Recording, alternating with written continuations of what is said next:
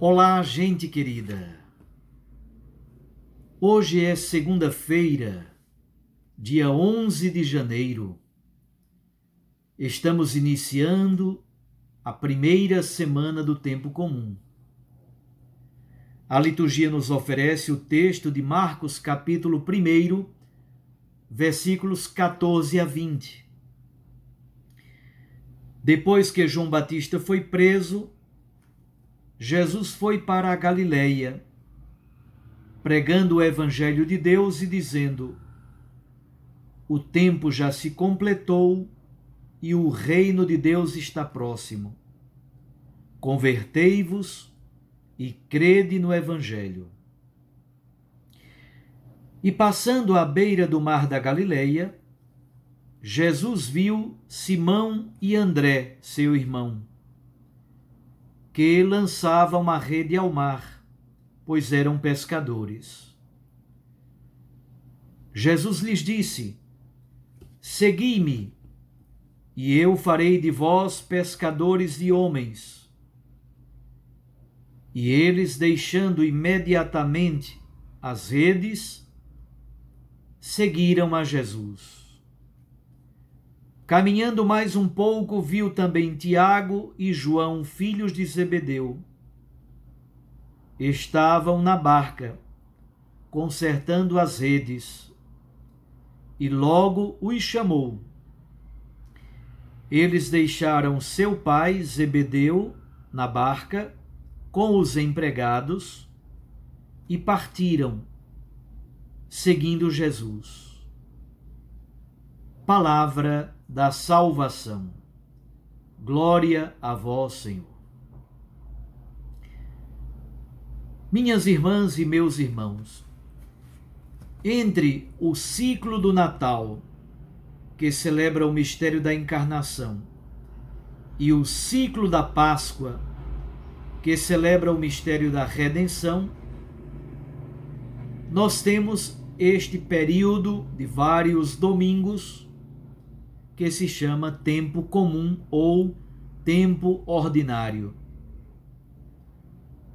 Depois de Pentecostes, até o primeiro domingo do Advento, a mesma coisa. Temos outra sessão de domingos do tempo comum. Ao todo são 34 domingos do tempo comum. Portanto, o tempo comum começa hoje, depois da festa do batismo de Jesus, e vai até o sábado, antes do primeiro domingo do Advento. É o tempo do discipulado, é o tempo do seguimento de Jesus, da escuta dos seus ensinamentos, de percebermos como Jesus age, de seguirmos o Senhor como discípulos e discípulas.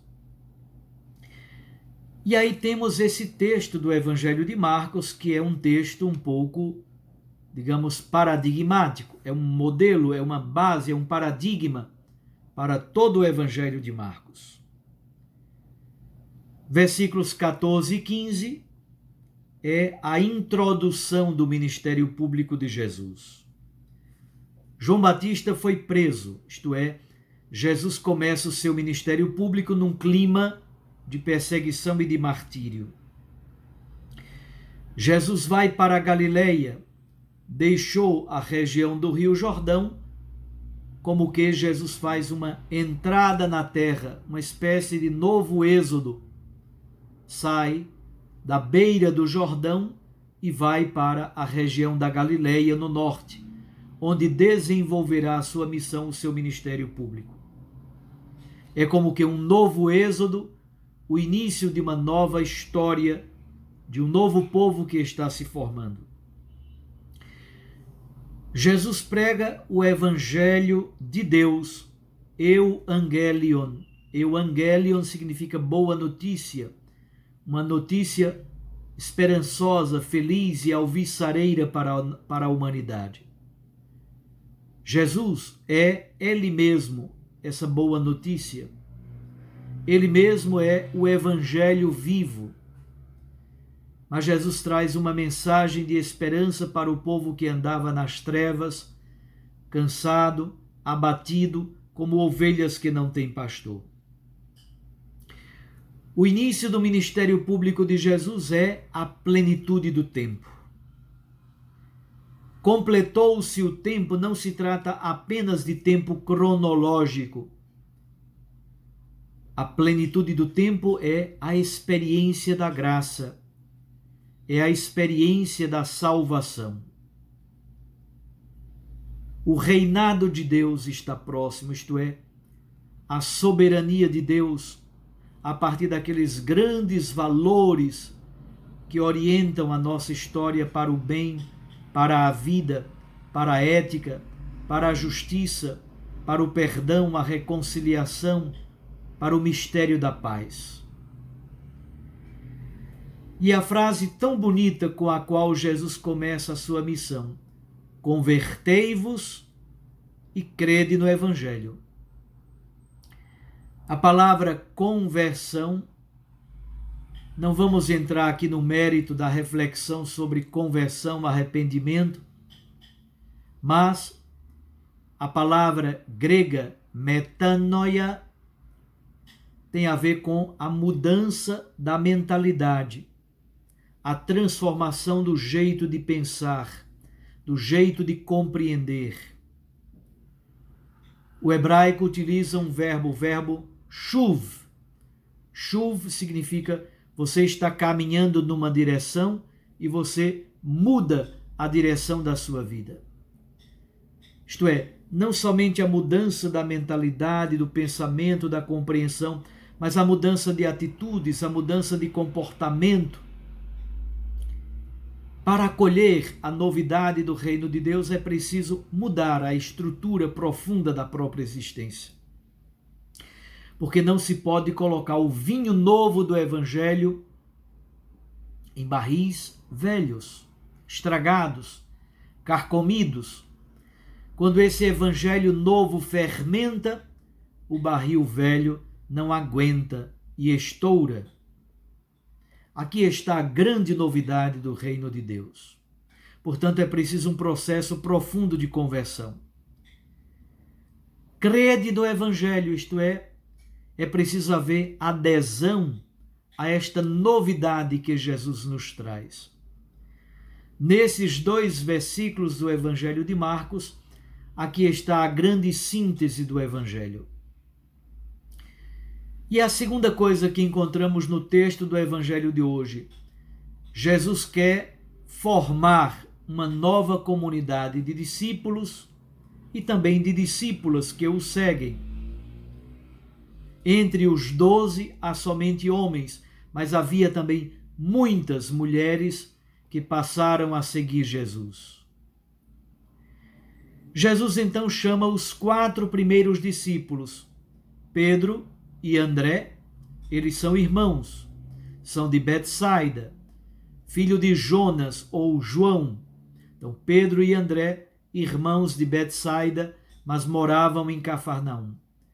Tiago e João também são irmãos, filhos de Zebedeu, moravam em Cafarnaum. E eles tinham uma espécie de uma pequena empresa de pesca nas águas do Mar da Galileia. São os 4 primeiros discípulos que Jesus chama. Aqui está a estrutura básica do chamado a partir de 5 verbos importantes. Primeiro, Jesus vê os discípulos. É o verbo ver. Segundo, Jesus os chamou. O verbo chamar. Jesus fala, Jesus diz. E o que Jesus diz? Segui-me. Terceiro, os discípulos tiveram que deixar alguma coisa. Pedro e André deixam as redes e o seguem. João e Tiago deixam as redes, a barca e o próprio pai, Zebedeu. Então, para seguir o Senhor é preciso deixar alguma coisa. Quarto, o verbo seguir. eles o seguiram. E mais adiante, no outro texto, encontraremos o verbo enviar. Ver, chamar, deixar, seguir, enviar. Aqui está o processo, o itinerário vocacional e missionário.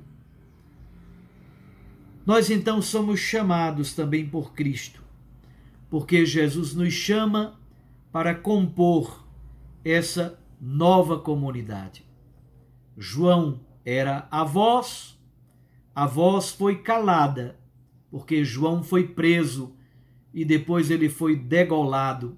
De fato, a voz foi calada. Mas agora chegou a palavra, e a palavra é Jesus Cristo. Ele não simplesmente começa a pregar a palavra, o Evangelho, mas ele próprio é a palavra encarnada, a palavra do Pai.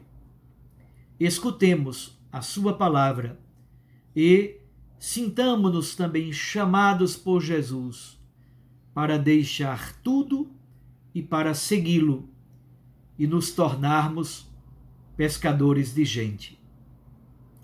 No Evangelho de Marcos e em toda a Bíblia, o mar às vezes tem uma conotação neutra, é o lugar do trabalho, é o local da labuta cotidiana, mas em muitas ocasiões o mar tem um aspecto negativo, é o local do caos primigênio, do caos primitivo, é o local dos monstros marinhos.